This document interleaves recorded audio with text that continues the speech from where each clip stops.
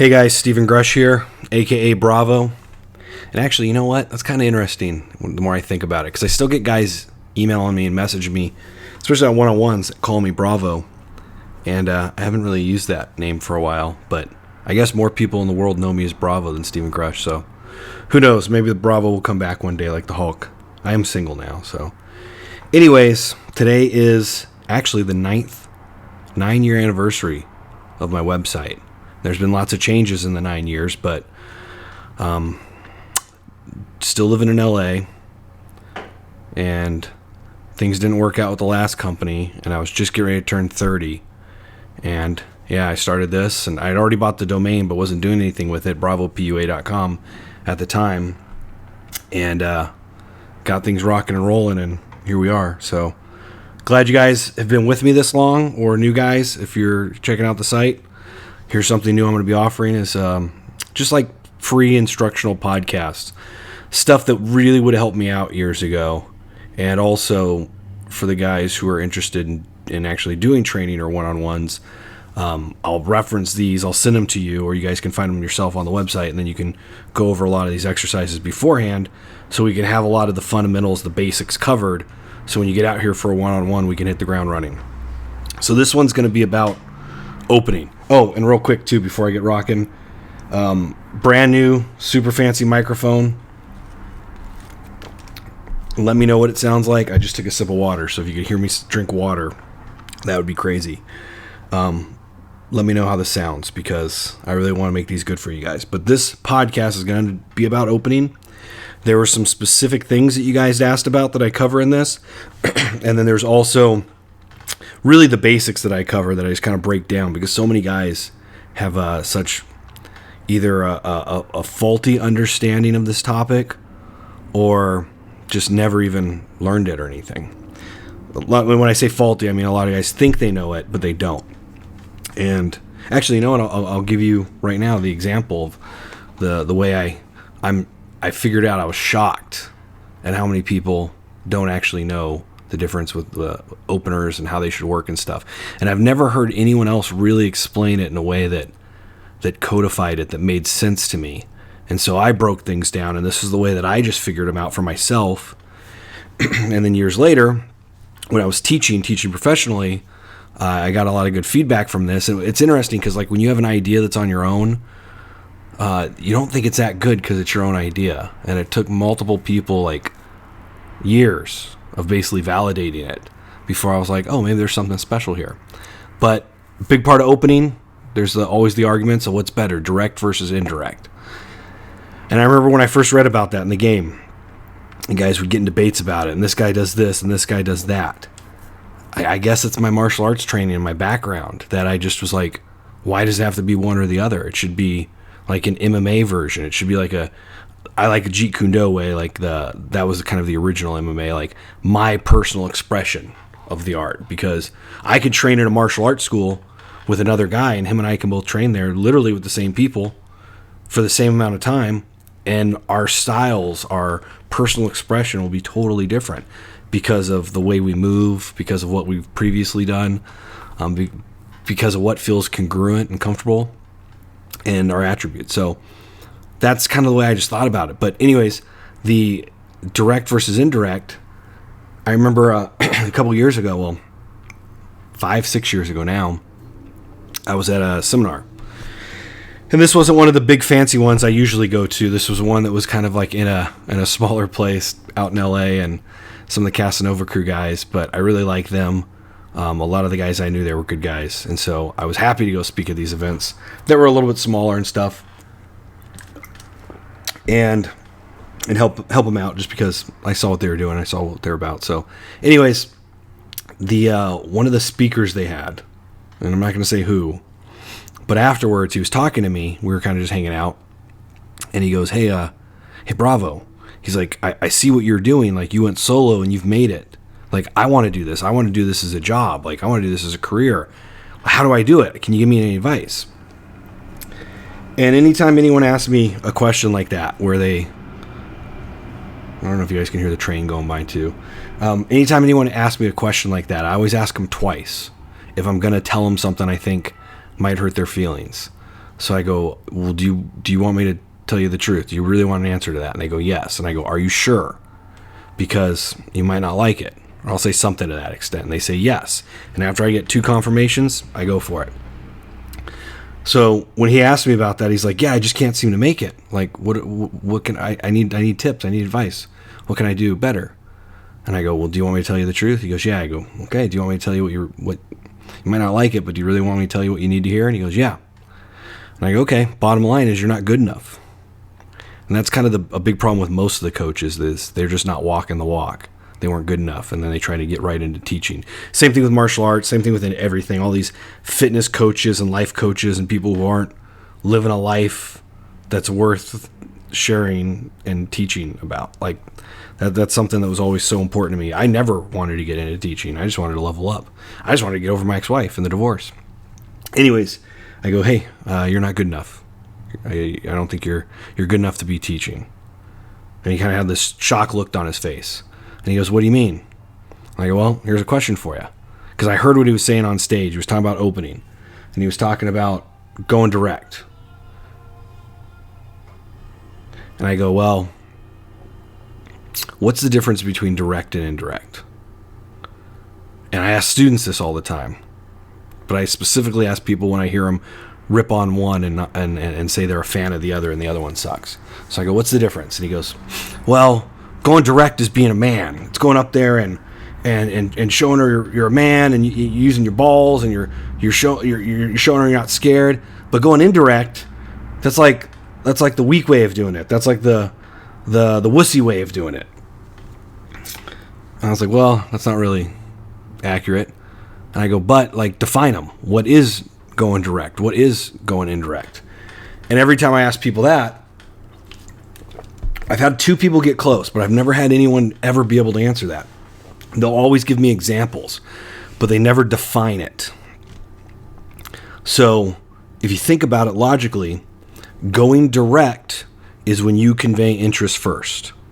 So obviously you're into the girl or you wouldn't be talking to her. So I walk up to her, I go, hey, wow, you are so fucking beautiful, or wow, you're amazing. Whatever you want to say. Some statement of intent. Oh my God, you're so fucking sexy. I had to come over here and say hi. And one of the ones I like saying, you guys can use this if you want, is, holy shit, you're fucking sexy. I had to come over here and say hi.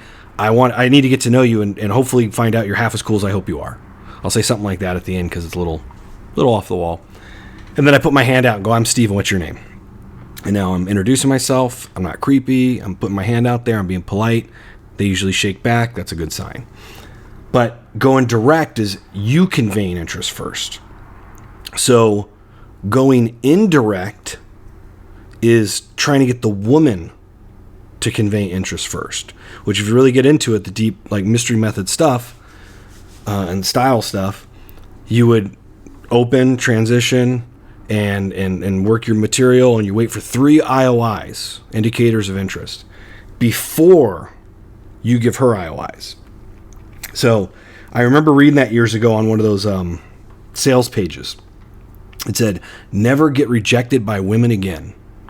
And if you go indirect, that's correct. You won't be rejected because you never put it out there to get rejected until you know it's a slam dunk, until you know it's a home run. So going direct and indirect, that's the big difference. Is indirect, I'm already interested in her. Like I said earlier, I wouldn't be talking to her otherwise if I wasn't. But going indirect is just giving her a chance to get to know me more. The way I like explaining it is going up to her, asking her a question, or talking to her, treating her like a human being. Weird, I know. And actually giving her an opportunity to get to know you a little bit more. Because when you go direct, you're forcing her to go instantly, am I cool with this guy hitting on me or not? And she could be in a bad headspace. She could be busy. She could be doing something else. She could be walking down the sidewalk or leaving the coffee shop and going to work. She could be running late, something. All these things could be going on. And you walk up to her and you're like, hey, I want to hit on you, blah, blah, blah. And she's like, no. And a lot of times that's too much. It's too much energy. It's too much pressure. And so I saw that firsthand once with a girl. Actually, when you guys go to the website, that 30-minute audio interview, that girl was this real attractive, very petite Asian girl who came out to visit me in LA. We were at the bar. her and her friend and I, she was talking to me about how she couldn't find a nice guy. She's like, I need help. I can't find a nice guy. And this has been a couple years after we dated. And as we're talking about this, I'm ordering another round of drinks, and a guy walks up to her, and he's like, hey, you're really pretty. I had to come over here and say hi. And she grabs me by the arm, and she goes, oh, thanks. Or he goes, oh, can I buy you a drink? She goes, oh, thanks. I'm here with my boyfriend. And the guy looks at both of us. He's like, oh, I'm sorry. I didn't mean to hit on her. I didn't think you guys were together. My apologies. And he leaves. And I'm like, no sweat. And he leaves, and I look at her. I go, what are you doing? You were just telling me a second ago you can't meet a nice guy. You're dying to meet a nice guy. And he just came over here, and he looked like a nice guy. She goes, no, he was trying to get me drunk. I don't like that. So it's a weird thing. Like, you could be literally wanting, seconds before, she could be wanting to meet a guy. But all of a sudden, boom, you go into that character mode of all these other guys who've acted douchey or whatever, and because she doesn't know anything about you, she has to make assumptions about you. What is this guy doing? What is he saying? How does he look? How does he dress? What's his body language saying? Is he coming off as congruent or incongruent, which is usually what I refer to as guys who are creepy. It's because somehow they're incongruent with something. But like I said, a second before, she was like, I want a nice guy. Nice guy comes up? No. So he was too direct. Now, a lot of times, though, you need to go direct, especially when there's a time crunch or when you convey a lot of instant value, which I'm not a bad-looking guy, and I'm pretty confident in my energy, so I love going direct. But also, when the story I always use the example is when I first moved to LA, and I was in the Target store, and I was looking around for shower curtains. I had never bought a shower curtain before. I don't know if it's an Arizona thing, but every shower I've always had was either a walk-in shower or it had a sliding door. So I'm in the bathroom section, and smoking hot college girls there with her mom, and I'm walking up and down the aisle looking at the curtains. I don't know what to get. So I asked the hot girl, I go, hey, real quick, can I borrow your mom for a mom question? She starts laughing. She goes, yeah, sure. I go, hey, Mom, I need help with shower curtains. And I said exactly what I just said about Arizona. I go, I've never bought a shower curtain. Not that I'm like never bought anything, but just I'm from Arizona. We don't do them there. So what do I need to get? She goes, oh, you need to get a liner. You need to get a curtain. You need to get a hook. Do you need a rod? I go, no, the rod's already there. Okay. So she points out the things, the decorative ones, blah, blah, blah. We start chit-chatting a little bit. And as we're talking, I'm throwing out some cool stuff about how I just moved there, what's going on. Well, the daughter's right there. So I'm talking to both of them now. Anyways, after a few minutes, and I've been able to demonstrate some more about myself, I've been able to convey energy, stories, all that stuff, basically DHV.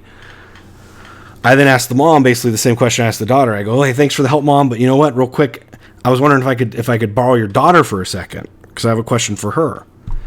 And the mom goes, yeah, sure. What is it? And I go, well, I want to find out if she's single, and if she is, I'm going to hit on her. And the mom just starts laughing, and she's like, oh, you're such a nice guy. Oh, go for it. Walks over to the other aisle. The girl's laughing, and yep, we ended up having a great little interaction. So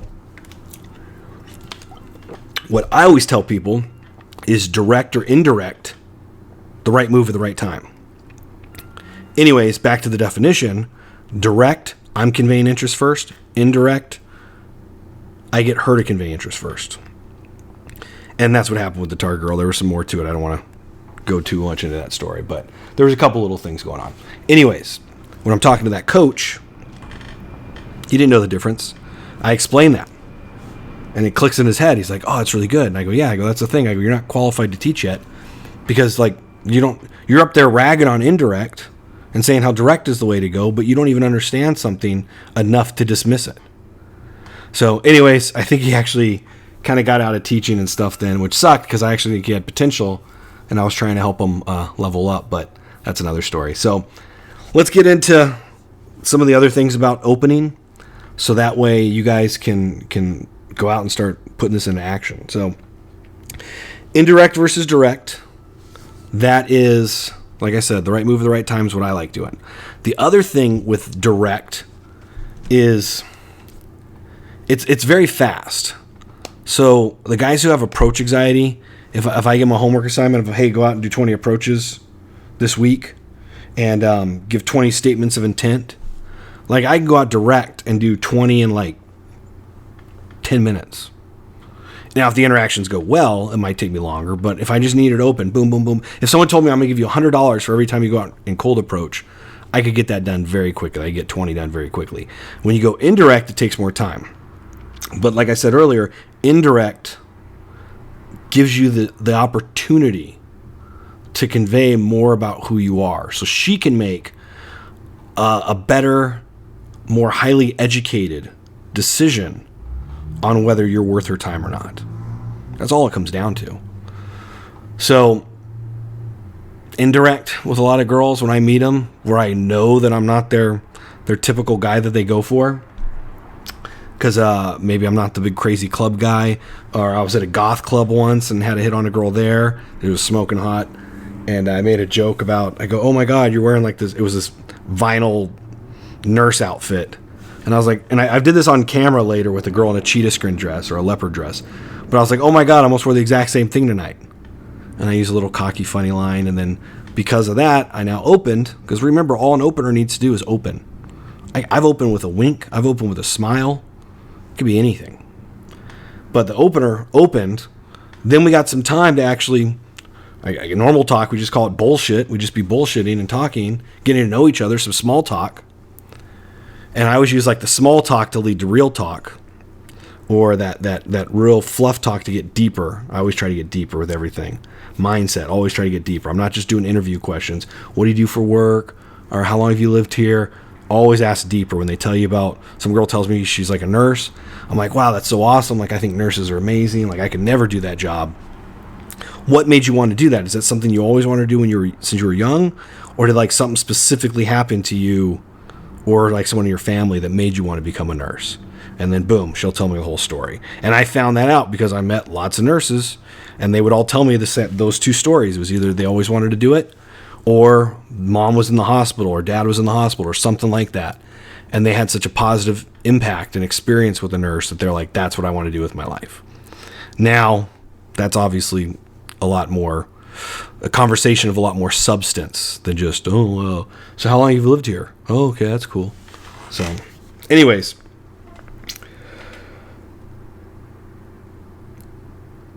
Improv. The way to think about it, these are my notes right here that I have. These are literally the notes I use during one-on-ones that almost every guy gets. So like I said at the beginning, this could be something I'm going to refer a lot of people to. So improv. I love improv. I think I'm pretty funny. I've been told that. And I get a lot of positive reactions from the stuff I come up with. I get a lot of negative reactions too, but to me a lot of times that's pretty funny and enjoyable also. But the first time that you use an opener, it's improv. It just came to you. You just threw it out there. Me making a joke about, oh my God, I almost wore the exact same thing tonight. That I was in the goth club, totally not dressed like anyone like that, like just in a normal button-up shirt and jeans. And my wingman wanted to pop in there one night to check it out. And people are in there in like priest outfits and nuns and latex nurses and stuff. And I was like, all right, I'm just going to throw something out there to kind of point out the absurdity of how I'm dressed compared to these people. It worked. So I use it. Another one I came up with, one time I was in the mall. And this is the mall that I actually do one-on-ones with here. But I was there shopping. And I was walking through the mall. And it's kind of like some wood flooring kind of thing by the escalators and the exit. And if there's a female walking behind me with high heels, like I can hear her walking, like her shoes popping on the ground. And I was walking to the escalator, and I hear it, and I kind of turn around and look. And she notices that I turned around and looked, because it's pretty loud. And then I keep walking forward. And then it's getting louder, because I think we were slowing down a little bit because of people, so she's getting up closer behind me. And I turned around again. And before I could even say anything, she's like, no, I'm not following you. I'm so sorry. My shoes are just really loud. Ha, ha, ha. And so she actually had to make a joke to break the tension. So just by me looking twice, I was able to get an open. Well, that worked pretty well. So the next time I was in the mall, same thing, girl walking behind me, same area. I look over my shoulder, and I always do it on the second time. I look, and I go, are you following me? And I kind of say it kind of serious like that. And again, I'm not telling everyone this is a great opener for you and your energy, but I can pull it off. And I go, are you following me? And the first time the girl's like, no, my shoes are just really loud. I'm so sorry. And she laughs to break the tension and giggle about it. And then she's obviously having fun. Boom. Go for it. Now, I've used that multiple times since then. And 80% of the time it gets a positive reaction. 20% of the time, I think they get really creeped out. Because I go, are you following me? And they're like, no, why would I follow you? I don't know you. And they get really weirded out. So, again, not say it's the best opener. It's just amusing to me. But what it is the first time you use it, it's improv. And then afterwards, if you want to keep using it, it becomes canned. So it's just like any comedian. Like a comedian who goes out, there's Jerry Seinfeld, Louis C.K., whoever, they go, Chris Rock, they do their sets, and they basically go across the country polishing up their material. So they've already worked on it for a while, but then they start doing their tour, and they polish it up, and then they usually film like the last one or two. They film it, and that becomes their comedy special for TV because they've had all that time to polish it up. And that's not like a negative thing. That's not a bad thing. But certain comedians would say like, oh, hey, Chris Rock, he's like a millionaire. Jerry Seinfeld's hundreds of millions. They're the best comedians. But Jerry Seinfeld might say, oh, no, what's the guy's name from Whose Line It Isn't Anyways? Wayne Brady and those kind of guys. They might be funnier because they're improv comedians. And Jerry and those guys are like, yeah, I can't do what they do. That's like unbelievable. They can come up with super funny stuff right off the fly. But Jerry comes up with epic funny stuff, but he has all the time. So it's kind of like what's better, being a speed chess player and like the world champion, or a world champion like slow game chess player. There's pros and cons to both. But anyways, after I do something the first time, improv, if I think there's something there, even if it didn't work too well, if I just think there's something there that I can work with, I'll put it in my back pocket and I'll polish it up later and work it. But anyways, that's I like coming up with ones that way. It's improv. I'm throwing shit against the wall, seeing what sticks. So then then they become canned material. Well, if it's canned also, like if I put it on the internet or someone else did, like the Five Oceans or the Facebook Stalker opener, well then you could just copy someone else's canned material. And that's an interesting thing too, especially for homework and for students, because like the Five Oceans opener, I know it works so well that if I give it to students and they go out and can't make it work, it proves to me, especially long distance training like phone coaching, it proves to me that it's not the material that's the problem, it's the delivery. Again, just like a comedian, or let's say like an actor. You're reading the same script as Jean-Luc Picard, as Patrick Stewart playing Jean-Luc Picard, but you read the lines and you suck at it. He reads the lines and he gets on Star Trek. So it's the same material. It's all about how you deliver it. And obviously certain material is better for different people, and you got to figure that out. But Five Oceans, and when I give it to guys and have them, and I send it to them in text form, or have them write it down and then have them read it, it's really interesting seeing how they deliver it. So I'll demo it right now for you guys. This is the way I teach the students and the way I demo it. And you can also notice I just wrote this on the blog post yesterday. So it should be right below this, but word for word, I'm going to break this all down in a minute, but you'll see like how much practice I have with it. So anyways, I go up to a group of people and I go, hey guys, real quick, I need your help to win a bar bet with my friend over there. Can you guys name all the Five Oceans off the top of your head? And see how that sounds totally, like, I don't want to say believable, but it doesn't sound forced. It sounds like I'm really asking a question. That's really the important part with an opener, but we'll get more into that in a second. So, canned opener, that's a canned opener right there. You can start using it. It's a canned opener for you. Now, also, there's ones that are situational, but that can be either or. That can be improv or canned, like the high heels one, the girl walking on the wood.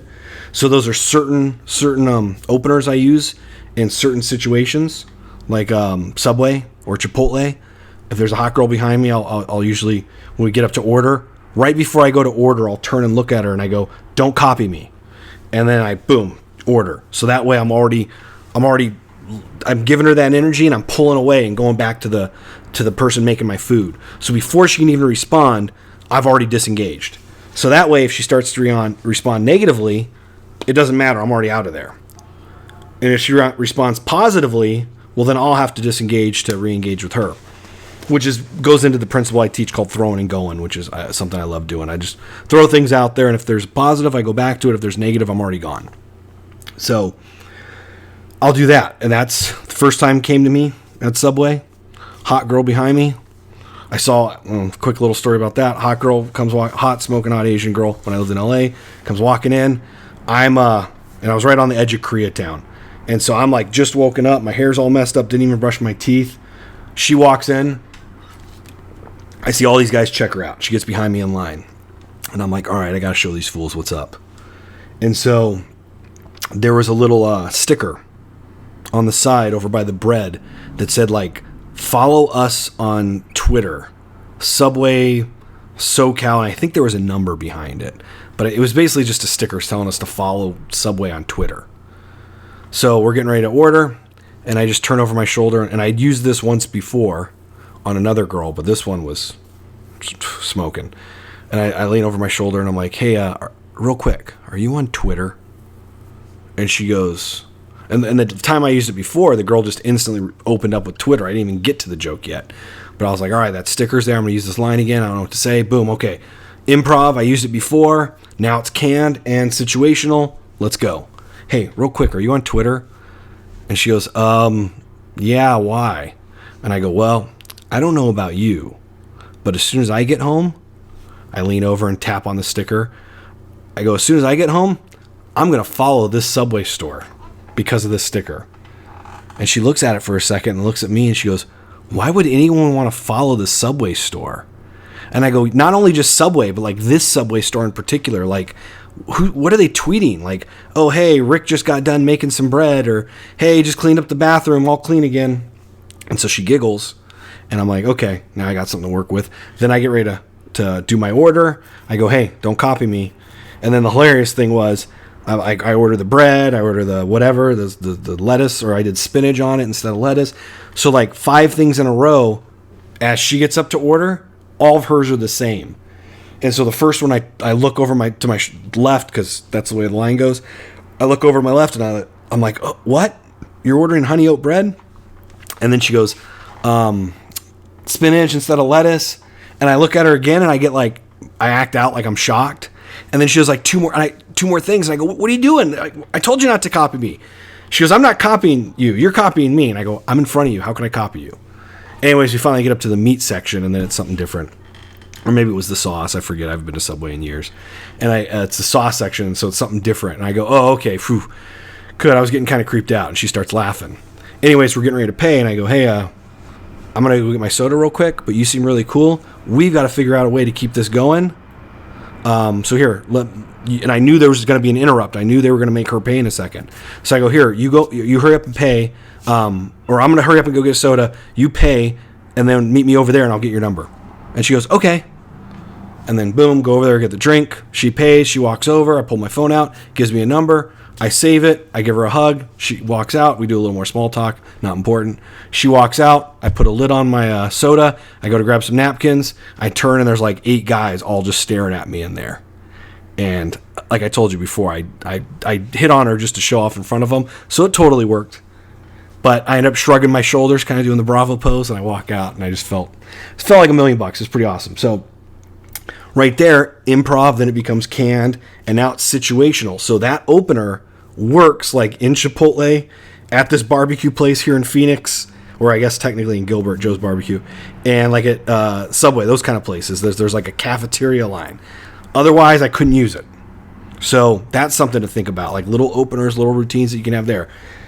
And then lastly, there's ones that are also just spontaneous, something that just comes to you.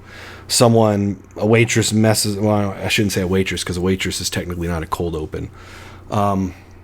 Just something happens, like just in the environment. We were out at a bar once, and a transformer exploded down the street, and the power went out. And then I turn over to some girls. I'm like, oh, perfect. Now it's going to be romantic. And they start laughing. And then, boom, I started talking to them. But, like, that's such a spontaneous situation. And then it's also improv. So see how they're all kind of connected? So they all kind of layer on top of each other. So, anyways, one other thing about openers is, again, like I said, openers open the set. It's got to be something right after to carry it through. And a lot of this stuff, I mean, to me, I don't know if you guys are how advanced you are if you're listening to this, but like when I was first starting out, those nights that were scary, that I was nervous about, that I would go out and not know what was going to happen. And I was excited. And crazy things would happen, or I'd get a number from a beautiful woman, or I'd make out with her or go home with her or something, like things that I'd never done before. Like, those memories are priceless. And so reading back on this, when I teach this, it always brings me back to those days. Like, figuring this stuff out and learning it was one of the happiest moments of my life, happiest time periods of my life, like going out and experiencing this. So it actually gets a little boring later when you get good at this stuff. So that's why I do a lot of things just to keep it exciting and fun for me. So that's a very important rule that I learned that I have to teach everyone, that whatever you're doing, you got to figure out a way to keep it fresh and fun. Otherwise, you're not going to want to keep doing it. Anyways, that's opening. I'm going to get into a couple parts of the opener now and kind of the definitions of them. And I don't want to overwhelm you with too much information, because it's crazy how like 1-2 sentences could be all these different little pieces of the puzzle. But once you understand it, it's just super quick. But breaking them down sometimes take a minute. So first off, we'll do the 5 ocean opener because I wrote it up. So, hey guys. So real quick, hey guys. That's not hello. That's not excuse me. I'm saying hey. Hey's very casual. Guys, non-sexual. I'm not going, hey ladies. Hey babe. Anything weird like that. If there's guys and girls, it works for all of them. Hey guys. Simple. Second part, real quick. So, I'll be honest. I really don't use time constraints because I've never needed to. Like, it just wasn't something that ever was an issue for me, especially when I started out. It just never was an issue for me. I never really had anyone wonder or come across like they wanted to leave, because I usually, it was either on or not. So if it was on, things were just great. But I definitely started seeing this when I started coaching students who didn't have the level of confidence I already had when I first got into this stuff. Because I'd already been married.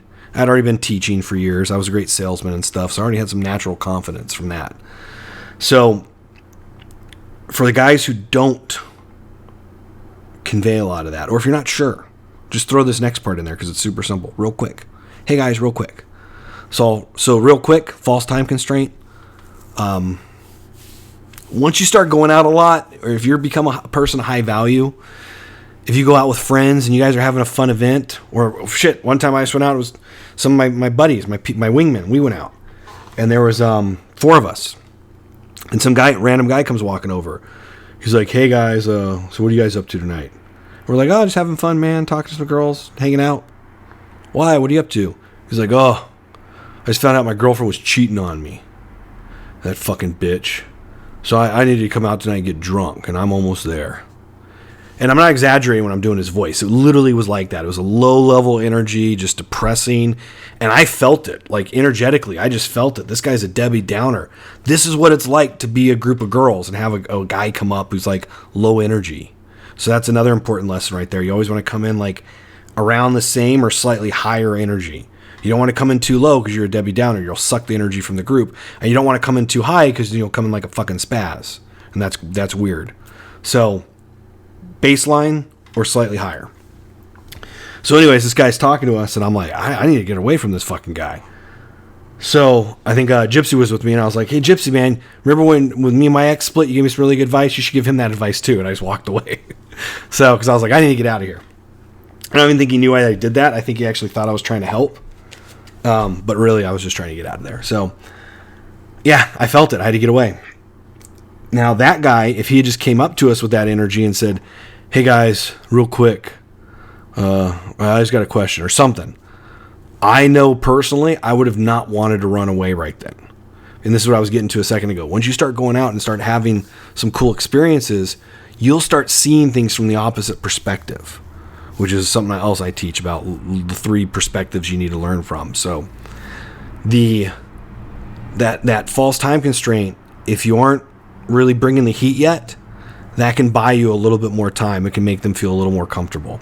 And then the other thing is too, is you don't hover around like a weirdo for fucking 30 minutes. So anyways, hey guys, real quick, I need your help to win a bar bet with my friend over there. So I need your help. Okay. I need help. Now I could come off like you're trying to take value or trying to suck some stuff from them, but it's followed up real quick. Hey guys, I need your help. Or hey guys, real quick, I need your help to win a bar bet with my friend over there.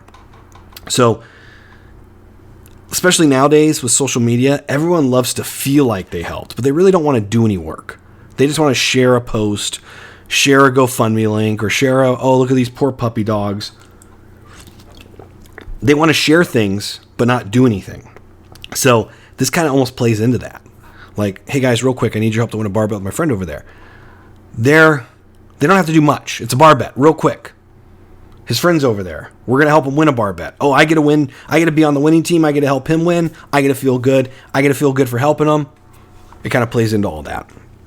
So, hey guys, real quick, I need your help to win a bar bet with my friend over there. Can you name all the 5 oceans off the top of your head? So we used to just say, can you name all the oceans? But then people would argue about how many there are. So now I'm presupposing that there's 5, which there are. But I'm putting that in their head, if they didn't know it, that there's 5. And then again, I didn't need this last part off the top of your head, but teaching throughout the years, what happened was a lot of students, I guess because the woman maybe wanted to get the interaction over with very quickly, would just pull out their phone right away and Google it.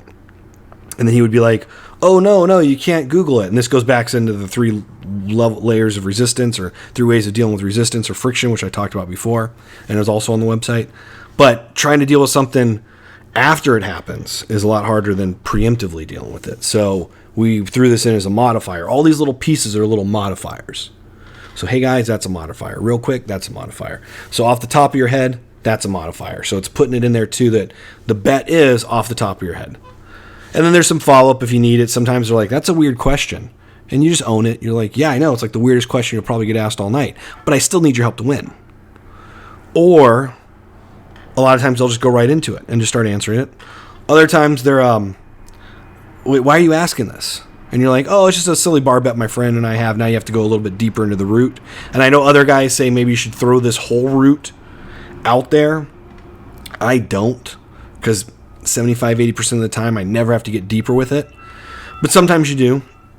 So if you have to, I just go, oh, well, it was on Are You Smarter Than a Fifth Grader? Or this is just something my friend and I do, and anytime I'm doing a one-on-one, that's what it is. This is a little bar bet my friend and I always do.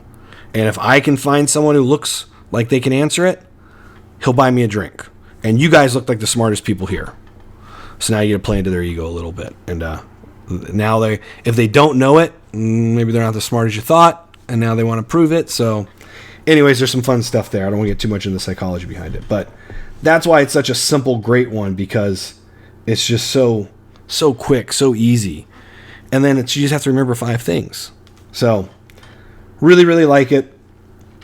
If the guys need it, if the students need it, we go and they need indirect. That's the one I use. Now, like I said earlier, I prefer direct.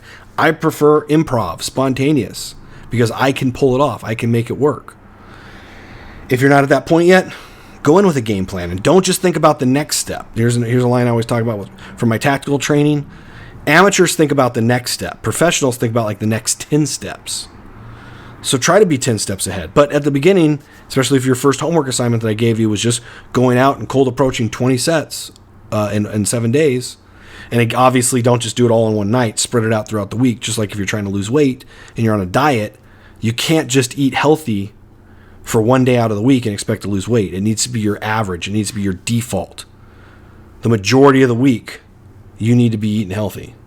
And then the more of the week that you eat healthy, the more weight you'll lose. And then if you want to take it up a level, now you do training, you'll lose even more weight. So same thing with this. You can't just be social one night a week, which is, I understand, I'm an introvert too. So it's hard sometimes, but you got to force yourself to do it. Force yourself to get out of the house, spread it out. So 3 to 4 nights a week, 3 to 4 days, whatever, day, night game, whatever you want to do, go out and be social. Get that to be your default, and then you'll be in the zone a lot faster and a lot easier, and then this all becomes a lot more fun and a lot simpler to get into state and make this work. So the other thing is with indirect, that's a very, very important aspect or facet of it, which I explained in the blog post, but I'll go over again real quick in case you're just listening to this, is when I go indirect, I mean, you guys heard me using that opener. Hey guys, real quick, I need your help to win a bar bet with my friend over there. Can you guys name all 5 oceans off the top of your head? You can tell that I have that in my brain. It's in my memory bank. So I go out and say it. I practice it a whole bunch. You'll start developing, or recognizing, I should say, patterns. Patterns will develop. People will respond certain ways. Guys will respond certain ways. Women will generally respond. Older women, younger women, they'll kind of respond in different ways. Sometimes it's pretty similar. Sometimes it's almost the same. Sometimes it is the same. Sometimes it's totally different. You'll start recognizing patterns. What I notice is people usually go Atlantic, Pacific. Sometimes they'll get Indian. Sometimes they get Arctic, but no one gets the fifth ocean. So, not to jump ahead, because maybe this will all cover in the next podcast, but I'm then thinking about the next step, which is my transition, which to me, I got to be honest, was the hardest thing that I had to learn and get over, was transitioning. Because I was like, I can open, but then what? What do I do next? Well, that's where the transition comes in. And there's different types of transitions. There's 3 types, and we break that all down, and I help you come up with your own, so you're not just copying my shit, so that way they come off as totally congruent with you, and they just smoothly sail out, and it's pretty cool. And I call it all conversation steering. But with going indirect with a canned opener, what's very beneficial with that is once you have it in your memory banks, once it's in the subconscious of your brain, which just means you can basically perform it without conscious thought. You can just say it without really having to think too much about it. I then can use that extra CPU power, that extra brain space for other things that I need to work on. Because when I got into pickup, I realized, it wasn't just openers and kiss closes and number closes and shit. I was like, I actually got to work on fucking lots of stuff, like my hand gestures. Horrible. My eye contact. Not too good. With all my tactical training and martial arts training, I came off as pretty intense, I should say. Never clicked in my head when I had all my friends growing up going, everyone used to just call me by my last name, Grosch. They're like, hey, Grosch, you okay, man? I'm like, yeah, I'm having fun. Why? Oh, looks like you want to punch someone. Yeah, I heard that a whole bunch. Never fucking clicked in my head that, hey, maybe that's not the most inviting facial expression I should have when women are around, or when I'm single and trying to talk to them. Maybe I should work on that. Never clicked in my head until I got into pickup, until I read about all this stuff. Body language, body posture, focusing the energy on the group, moving to different people, engaging people. Oh, I'm losing this person. Oh, this girl's the mother hen of the group. I need to talk to her for a bit. Hey, there's some guys in the group. I need to talk to them first to show them I'm not being disrespectful. Because that's another big thing. A lot of guys are scared about talking opening sets with guys in them. It's great. It's easy. And I've heard, you just treat the guys like ugly girls. No, I go in and fucking treat the guys like guys. I'll even overestimate their abilities. Like one guy with like 3 girls, I'm like, holy shit, man, you're a fucking badass. You got 3 hot chicks here with you. Like, I was out with my friends, but fuck them. I needed to sit here and take notes from you. I got to figure out what you're doing right. And then now I'm stroking the guy's ego a little bit. And he goes, oh, no, man, this is my sister, and this is her friend, and this is my girlfriend. And I'm like, wow, that's so cool that you hang out with your sister. And then, boom, I just transition off of that. So there's different ways of playing it, but if there's guys, I have no problem with that. You just figure out a way to handle it. If there's a big group, it's actually easier.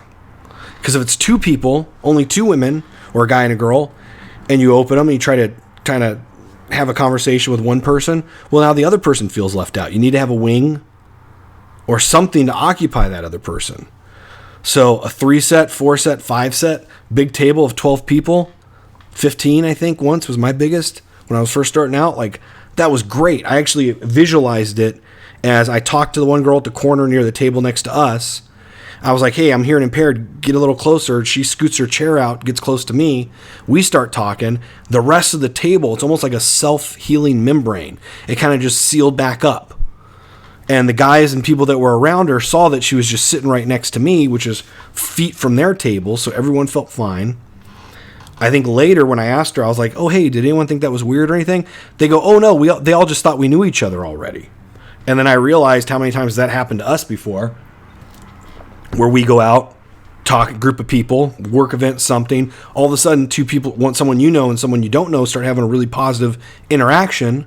You can't hear what's going on. You start putting the pieces together in your head and making assumptions off of the information that you've gathered, and you compare it to previous patterns you've observed.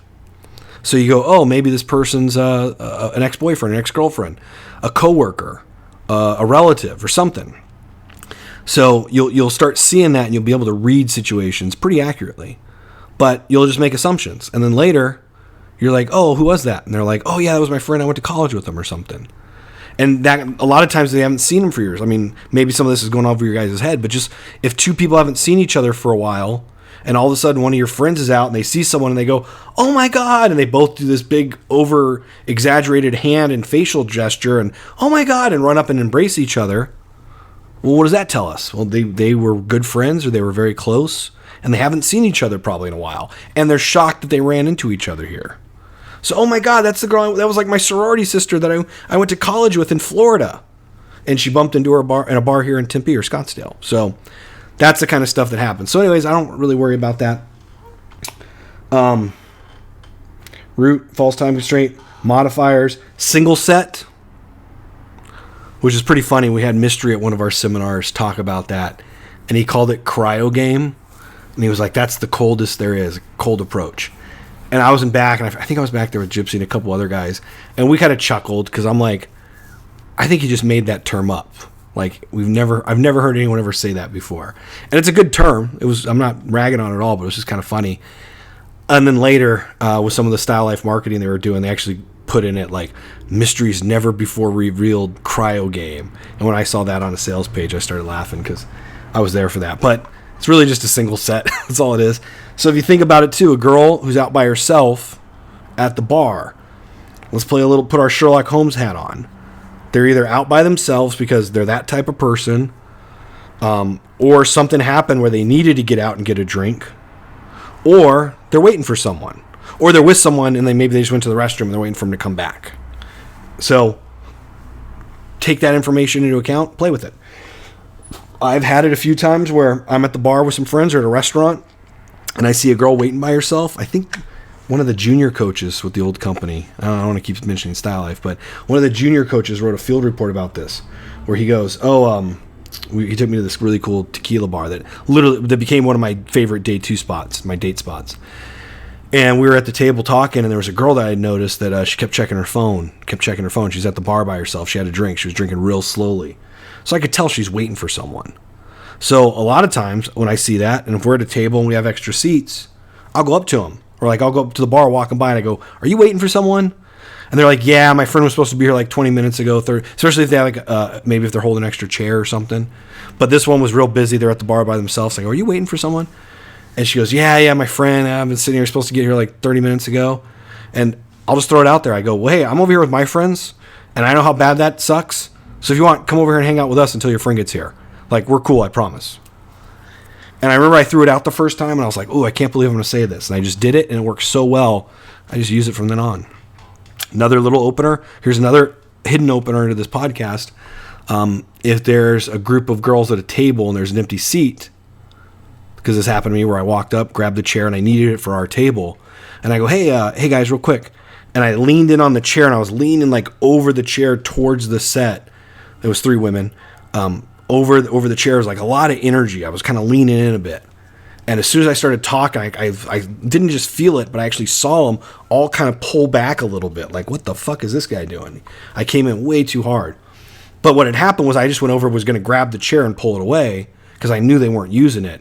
And then I was like, oh, fuck, I should probably ask. So I leaned in. I kind of stopped myself from pulling and leaned in. And I went, hey, guys, is this seat taken? And they all kind of were like, no. Like, and then I clicked in my head, fuck, I should have said, hey, is it cool if we bring this chair to our table? Because by me asking if the seat's taken, they all thought I wanted to sit there. And I go, hey, guys, real quick. Or I go, hey, guys, is the seat taken? And they all go, well. And I go, because we need it for our table over here. And I just saw all 3 of them, like the energy just went whoosh and just washed away. And they went, oh, yeah, take it. It all clicked in their head all at the same time. They go, yeah, take it, help yourself. And then we all started kind of laughing, and I go, wait, you guys thought I was coming over here to sit down with you? And they go, before they could even answer, I went, because I am. And I sat down, and I went, okay, where were we? Let's continue the conversation. They all just started laughing again. And then I realized later, when I broke that down and actually bumped it off some people's heads, that I did like a double state break. So they thought I was leaning in like the creepy guy, then I go to take it away to my table, and then I actually sat down. And I was comparing that opener later with someone else, and they're like, oh, I just sit down and say, oh, sorry I'm late. And that works, but someone else later was like, no, yours is better because it has some more playfulness, some more energy, some highs and lows and stuff. And it's a little more indirect. Because if you get a bad reaction or they respond very negatively, you can just take the chair and go to your table. But also it's a time constraint because you're going to sit there for a few minutes. You got to get back to your friends. So anyways, that's another little fun one I play with. But again, first time it happened, it was improv. Now it's canned. And then it's situational. And originally it was spontaneous too. So 2 sets, mixed sets. Guys, we already talked about that. AMOGs. I never really had any trouble with that. I think I think because of the energy I convey and who I am, never really had any trouble with AMOGs. I had like drunk guys acting like dicks. But again, because I train martial arts and stuff and I'm able to handle myself, that's never really been an issue. I've seen it with students though, where it happens. Bombay, one of our guys, one of the first guys we actually started going out with, he's like a little 5 foot tall Indian guy. I had sent him into a set. He was talking to some girls, and I saw some like big dude come up next to him. It was who I think was friends with them, but I'm not 100% sure. And he like looked at the little guy like over top of him, like he looked down at him and looked at the rest of the people and everyone. He's kind of like, who's this fucking guy here? Well, we had another guy in our group at the time, Lux, and he's like, I think he played football for ASU. He was huge, like 280, 290, something like that. 6'5", just a fucking giant dude. Gypsy, my old wingman, the story he has to say what Lux once wanted him to wing him, and he started he's like, oh no, I'm talking to someone, and Lux just grabbed him by the shoulders and picked him up and put him over like near him. He's like, no, wing me. He's like, okay. So big strong guy. I see what's going on. I go, hey Lux, go over there and ask Bombay if he needs another drink because you're getting one. So he goes right over, he pats him on the shoulder. He's like, hey man, I'm getting a drink. You want one? I see the other guy stop, like literally almost like a cartoon, look at Lux, and his eyes are like chest height on him, and his head just kind of scrolls up until he sees the top of him, and then he just turns and walks away. And then when Lux came back, because Bombay said he didn't need a drink, but Lux came back and he goes, why'd you have me go in there and do that? And I was like, wait, didn't you see that other guy there? And like no one else was really paying attention or saw that yet because it happened so fast, and everyone else was talking to other people, but I saw it was like, boom, go in. And all it took was that wingman. Obviously it helped that he was huge, but just some other friends, other people there to help you out. But really, I think the other thing is, like I mentioned earlier when I was talking to the guy with the girls, I've always just gone in and just always stroked the guy's ego when I go into a set like that. So I think about it like prison, where as long as you don't disrespect anyone, you're not going to have any serious issues. Well, same thing here. I just always kind of felt like, and again, it's because martial arts training is like, I had so many interactions with like legit tough dudes that as long as you don't talk shit to them or make them feel like they need to check you, you're not going to get checked. And so, and I wasn't big back then. I think I was like 145 pounds, 150 pounds. I'm bigger now, but yeah, I didn't look like this then. I wasn't nearly as tough as I am now. So yeah, I think it was just me going in and not being basically disrespectful, which I see a lot of guys do that, man. They come in and they just fucking are douchebags. And so then the guys got to, the AMOGs in the group instantly go into, hey, this guy, like it's tribal. It's like, hey, I don't know who this guy is. He's coming into my group. Like, I've got to protect him. I'm the protector. Or if the guy in the group's kind of a douchebag, he's like, oh, I got to go fuck with this guy now. So something that will trigger that. But I've never really had that issue. I just come in, I'm fun. I talk to the guy. I'll assume the girls are his. I'll go, oh man, your girlfriends. You have 3 girlfriends. You're like the fucking coolest guy I've ever met. Like, what guy's gonna feel disrespected after that happens? And I've had that with one girl in particular. The guy was right there too, and I was like, man, your girlfriend's amazing. And he goes, thanks. And the girl looks at him and looks at me, and she goes, he's not my boyfriend. We're not dating. I think she might have said something like, I would never date him. He's my friend.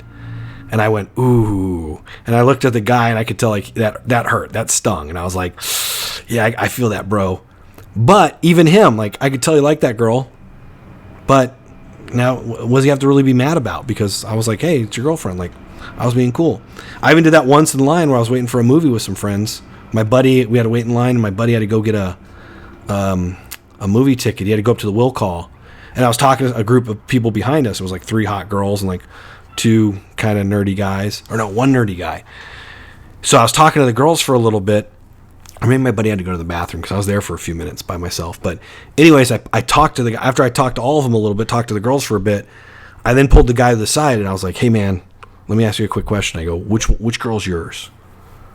And he's like, oh, no, none of them. They're all just my friends. And I go, okay, I get that. But like, which girl do you like the most? Because all three of them are fucking hot. All three of them are cool as shit. I'll hit on all of them. I'll hit on any of them. I don't care. But which one's the one you like? Which one's yours? And he's like, oh, it's so-and-so. And it was like the girl that was next to him. And I go, okay, cool. And I'm not going to hit on her.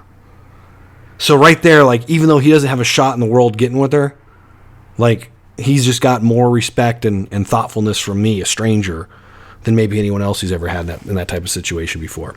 And then later, actually, when we were kind of walking all in together, I think we were going to go see The Room, now that I think of it, in LA before it got really popular. But anyways, then later when the kind of line started moving, he was kind of in the back of the line, and two of the girls, one of them was that girl, came up and they go, we heard what you said to him.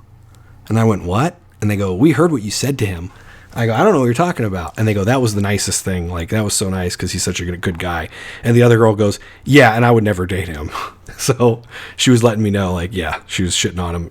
And I felt bad for the guy. And then I'll even do that sometimes. If I'm in set and those kind of moments happen, like, I'll feel so bad. I'll empathize with the guy so much that, like, now I'm like, okay, I'm not going to hit on this girl because I feel too bad.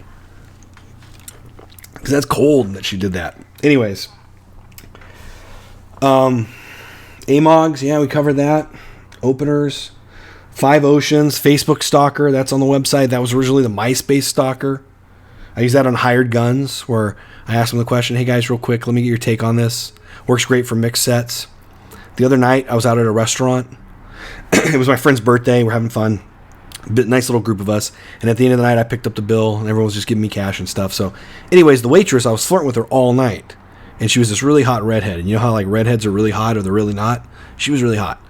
So I was flirting with her, and she was flirting back with me. And I almost went for her number, but I didn't. And I was thinking maybe she's just flirting back with me just to get a big tip.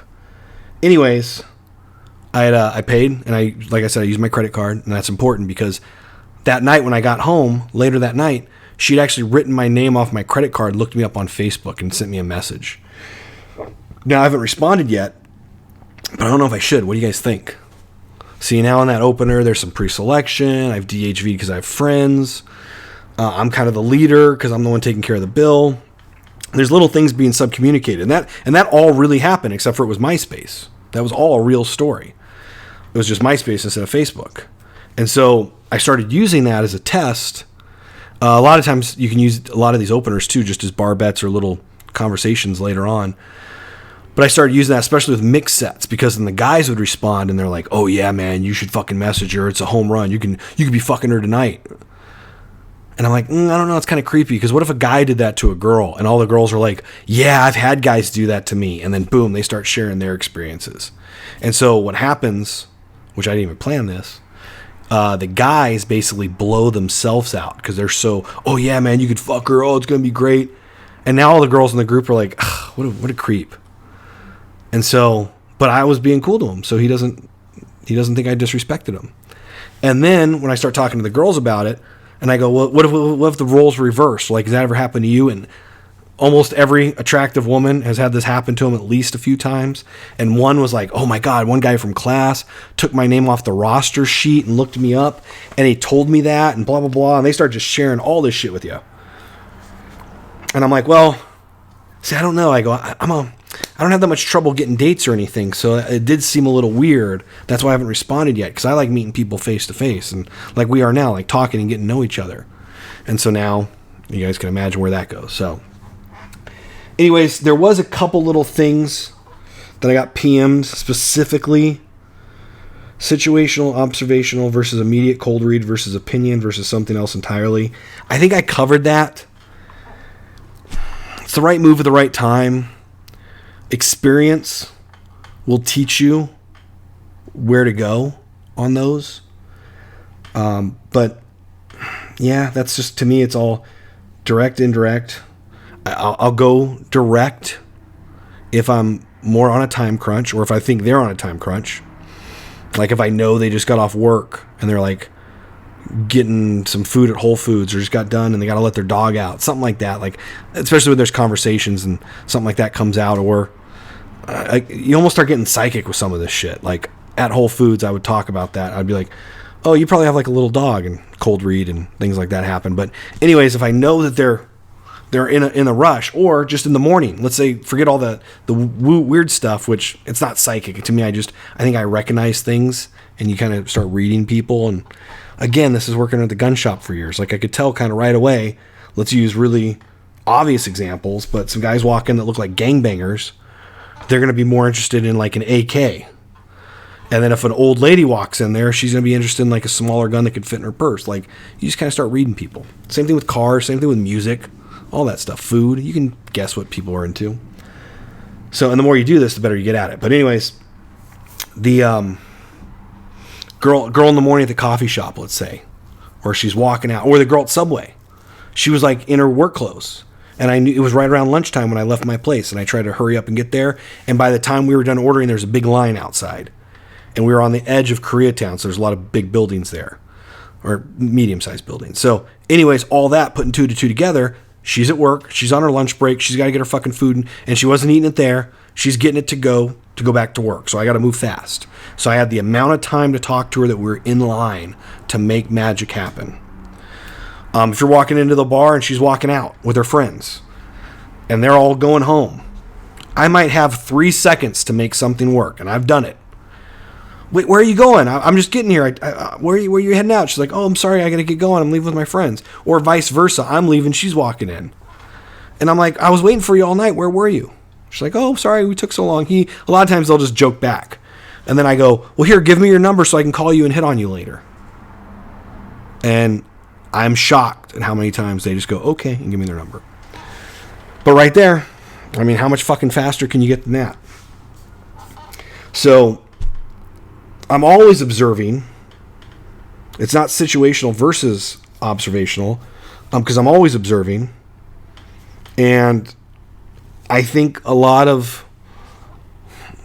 I do improv stuff, but again, going back to where a lot of new students have to start off with, they have to use more canned material especially if they need to isolate other little things to work on, like I talked about, vocal projection, body language, all those things, which I would go out literally each week and focus on one of those aspects. I'd use some canned material, do 20 cold approaches, and I'm just going to work on my body posture because I had I was hunching over a lot. So things like that. Anyways, what about gym and the coffee shop? Gym's hard. A lot of girls I know do not like fucking talking to anyone at the gym. If it is at the gym, and I was going to do it, which I don't go to the gym. I train martial arts to get my workout and stuff. I'm not a big gym guy. But when I have done it, or in similar situations, or if I was going to do it, I know when you start going there on certain days at certain times, you'll start recognizing faces. So it's kind of like hired gun game, where you can do a slow burn. Say hi. Next time you see them, you ask them a question about what you noticed last time. Maybe they're doing a workout. You work together, work near them, make a joke or a comment. But just throw and go when you have some time to work it. And don't get known as the creepy guy who hits on girls at the gym. Get known as the nice, positive, cool, social guy who talks to multiple people at the gym. Guys, girls, the staff. I did that once where I was hitting on the girl. The field report's on the forum. But was hitting on the girl at the grocery store. And I tried once back by the milk. And then we were both in line together, and I tried to make small talk again. Didn't work. And then I made a joke with the old cashier lady. And then as we were walking out, I got another thing so I let the girl get cuts. And then boom, I paid real quick, walked out. She was walking out at almost the same time. It's 11 o'clock at night, dark parking lot. And I go, hey, real quick, are you in a rush? And she goes, why? And I go, because I want to hit on you.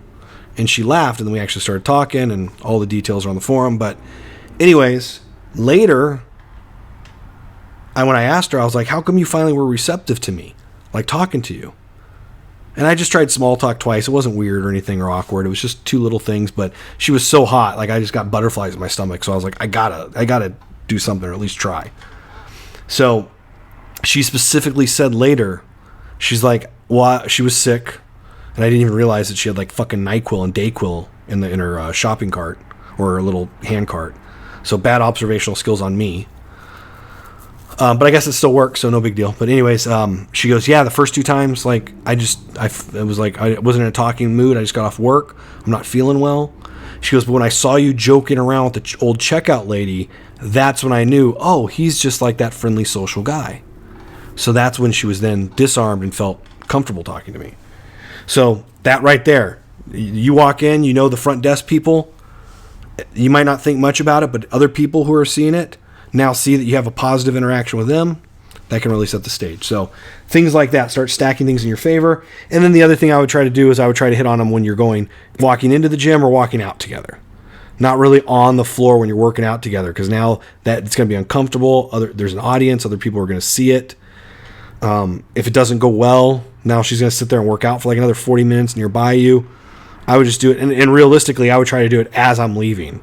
So I'm heading out and either say something to her then, or we're walking out kind of together. And then real low pressure, real low key stuff. Like one of my places here is this cool little bar that has some retro arcade games. And I just might ask her a question. I'm like, hey, have you heard of this place yet? And she's like, no, why? And I go, oh, I went there the other night. It's fucking awesome. They have like old 80s video games and really cool bar. You should check it out. And I go, oh, you know what? Here, if you want, give me your number. We'll grab a drink sometime. Just low key, low pressure. That's how I would do it. Coffee shop, similar thing, because there's a lot of people around. I mean, if you can do it and you have the balls, walk up, go direct, hit on her, statement of intent. But you gotta worry about the environment. I don't like doing it where everyone else can hear what's going on, because now she's gonna feel all that pressure. So I still like things low key. And then if it is, maybe I'm still hanging out there, maybe I'm not. Maybe I hit on her as I'm walking out. Otherwise, maybe I'm there doing my own thing and I have my headset on or my iPad. I'm doing some work, and then I get up to do something. I walk by and I'm just makes an observation about something, and I'll do like total statement of intent right off the bat. I'll look at her and I'm like, wow, just for the record, like, you're like the most beautiful girl like I've ever seen in my life, or you're like one of the most beautiful women I've ever seen. Like, looking at you literally gave me butterflies in my stomach. And I just throw it and walk away. And then if they respond positively, which obviously I'm going direct, if they respond positively at all, then I it's almost in my head, almost like I'm throwing my casting line out there. I kind of reel it back in, and I'll turn back to them and start talking to them. Other times I'll say something like that and I just go back and sit down. And then, or do whatever I was doing. Same big thing at the bar too. And then again, later when I get up to go get another drink or I'm doing something else, I walk by, and if they give me a positive look or anything like that, I'll go, yeah, I don't know if that was too much, but I just saw you. I just had to say it. But I didn't know if I made you feel uncomfortable or anything. And she's like, no, it was great. Oh, that made my night. Then boom, I'm in. Or if I start talking at all and she's cold, then I just, okay, cool, I head out. So I don't like putting myself in situations to where I want to feel uncomfortable or I want them to feel uncomfortable, and then we stay there afterwards. So just real light, keep it easy, especially nowadays with everyone having cameras and Me Too and stuff. Just real low-key stuff. I've even done it. I've been playing around with it now, where I'll even jokingly tell the girl, I'm like, hey, real quick, especially like Me Too and stuff, I was going to hit on you, but I don't know if that's okay. Like, is it cool if I hit on you? Because you're like smoking and I can't even think straight. And I'll put that out there, and they're like, yeah, it's okay. I'm like, great. My buddy who's a hypnotist said that. He goes, I would start doing some of my shows if I was tired or something. I'd go, well, who's getting hypnotized tonight? And people would raise their hands. He's like, those are the people I'm working with. So I'm like, is it cool if I hit on you? And she's like, yeah. And I'm like, okay, good, I'm doing it. So, confidence and fear. Tony Robbins' quote on that for me is, competence breeds confidence. So how do you get good at something? By doing it. How do you get confident in your abilities? By doing it well. Fear.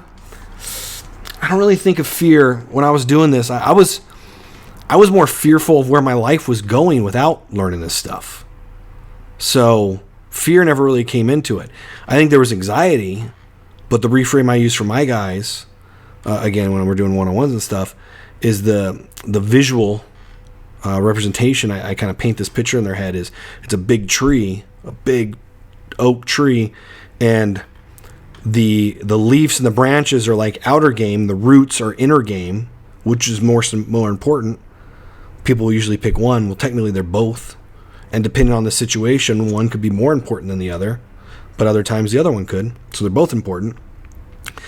And then I think about anxiety, and we could use fear too, but let's just say anxiety. I think of as anxiety as one of the branches in the tree.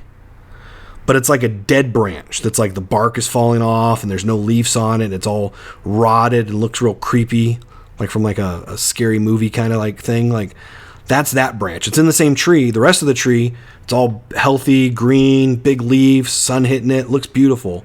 Big, strong tree. But there's that dead branch on it. So that's anxiety. And if we think about it, excitement is very similar to anxiety, but anxiety is a negative emotion. Excitement is a positive one, but they're both pretty fucking similar. They're both branches on the same tree, and they could even be like branches that split off and one dies and the other one's the positive one.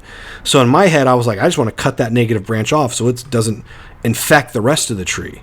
So boom, anxiety's gone. And I've talked about this before, and there's more about this on the website, but anxiety's gone. I don't want to fucking deal with it anymore. I have excitement. I get approach excitement. When I see a girl that makes me feel alive inside, because I'm so dead inside already, when I feel a girl that gives me butterflies in my stomach, and I think of like that as like sonars, like I'm pinging off of her, why the fuck would I run away from that? Why the fuck would I avoid that? When I get that feeling, I go for it. Because that's, why are we here? If you're single and you want a cool relationship and you want to connect with someone, then what the fuck are we doing? Like, that's what I want. My throat's getting pretty dry. So, what the fuck am I doing? If that's the girl that gives me that feeling, those butterflies in my stomach, I have to slow myself down. I just don't run over there. I have to control myself as I walk over there because I'm excited. I'm excited where this is going to go. What are the possible outcomes from an approach? That's one of the previous podcasts and blog posts. So, what could happen from this approach? That's what I get excited about. I'm either going to learn. I'm either going to be proud of myself for trying. I'm either going to learn something, or there's going to be a certain level of connection built. So why the fuck would I avoid that? Once that clicked in my head, pick up, approaching, all that got pretty easy.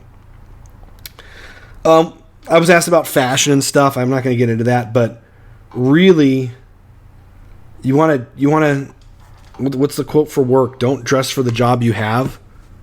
Dress for the job you want. I like that. But also, a real simple thing, I just on my Facebook page, I posted, and on Instagram, there's a video of the girls taking pictures, I think in the bathroom, where the girls pose and pose and pose, and they're trying to get all these pictures where the girl looks good. And so I was like, perfect example of online dating. This is the female mindset where they spend all this time to get one picture, and guys will spend no time trying to get a good picture. They're like, oh, these are the 5 least shitty pictures I have. Those are the ones I'm putting up. And that's their mindset. Whereas women are like, oh, these are good, but I need better ones. So they go out and spend hours trying to get good ones. So same thing with makeup, with hair, with accessories, with fashion. If a woman spends all this fucking time and energy on it, it's okay for you to spend a little bit of time on it, like 5-10% on it, if she's really into it. Like, it'll really benefit you. So yes, as men, like, fashion matters. A buddy of mine who was at a seminar I spoke at, Tanner, he did a great talk on this about how fashion is, I forget his specific quote. Maybe I'll link to it in here. But I follow him on Instagram. So if you go to my Instagram page and look up who I follow, it's public. His name's Tanner. I think it's Tanner Guzzi is how it's pronounced. Talking about fashion, how important it is. And then he starts going through slides and showing like military officers, George Washington, all these people, kings. Like, there's a reason. Celebrities, cool celebrities. There's a reason guys have a look. Think about Aquaman versus George Clooney. George Clooney's in nice suits. Aquaman's dressing like how he dresses and has the tattoos and a scarf hanging off of him. Chicks like that. So if they're into something a whole bunch and they appreciate it, yeah, you should at least care about it a little bit. And I'm not really into fashion. I'm into more practical stuff. But even me, I care about how I look and how things fit on me and the clothes, if they fit well. And I wear the clothes don't wear me. So yeah, I care about it. I care about what I wear and how it looks. But I also carry a firearm and other things, so I have to take that into consideration. But I know for a fact, like my old wingman, he was all about fashion, and chicks fucking loved it. So totally, if you're into it, go for it. If you're not, go out, get some help, have girls help you, have friends help you, have the girls at the store help you. That's their job. They love doing it. So anyways, we're about an hour and 15 minutes. I wanted this one to be really full of substance for you guys, almost like I was just doing a coaching call. So this will be up on the website. It'll be on YouTube. I'm trying to get more of these like in the bank before I put them on actually podcast hosting site, which actually I've Googled that. I've never done it before. So if any of you guys have done it, I think there's a couple of you I know of who've done it. And maybe I'll reach out to you too. But if anyone hears this, they have some advice or tips and it's close to the date. Like if you listen to this 3 years from now, I don't need the advice. I probably figured it out. But yeah, send me an email and I'd appreciate some insight. Let me know with this microphone, how it sounded. Let me know if you appreciated this or if it helped you. Yeah, share it if you want. It's totally cool. This is like open out there information. And I hope it helps you. This is the stuff. Basically, this is the shit that I wish I could have had someone there to help me when I first started out. Now, it was fun figuring things out like how I did. But if I would have had like a mentor or someone to guide me, which I looked for them, they just didn't exist yet. There was only a couple of them. And they were all, you had to go to a boot camp, and most of them were guys I didn't want to really associate myself with. But like locally and on the internet, it wasn't like it is nowadays. So trying to find someone who could help me just didn't exist. So I had to go out, like, I always tell guys, I was like literally stumbling around in the dark, looking for the keyhole or looking for the doorknob in a dark room that I'd never been in before and didn't know how big it was. Like, that's pretty hard to do. But if I just would have had some help or some mentorship or some advice, like I could have, stuff that took me weeks or months to figure out, or even some of the shit like years. Someone could have just told me, it would have clicked in my head instantly, and I could have hit the ground running. So that was kind of the big thing I wanted to do with putting these out here is, and I also know too, like some of the stuff, like the one-on-ones with me are pretty expensive. So some of the guys who can't afford it, I still want you guys to be able to get some help. So let me know if this helped you. If you guys have anything you want to add or insight or feedback or openers that you like, put those down in the comments on my blog. So StephenGrosch.com, StephenGrosch. You guys probably found this somehow, so it should be on my YouTube channel or anything, but it should link back. But please put it up as a comment. Like, we have a Facebook group too, which if you want, message me either on Facebook or email me, and we can get you in that. And if you guys have good stuff to share, like, let's help I have a nice little community of guys there. Let's all help each other. Let's all level up. Things that you guys learned or have questions about, maybe other people can benefit from it or help you with your questions. So don't be shy. If you guys listen to this, enjoy it, like, step up, be part of it, or at least go out and fucking use this stuff. And like I said too, let me know if you enjoyed this, because this is a bit of work. So if I get positive feedback, or if I get feedback from you guys, A, I can make it better, but B, it makes me more likely to do more. So if you guys dug this, let me know. Even if you want to do it privately, I totally understand. But at least let me know if this stuff helped you out. All right, I'll talk to you guys soon.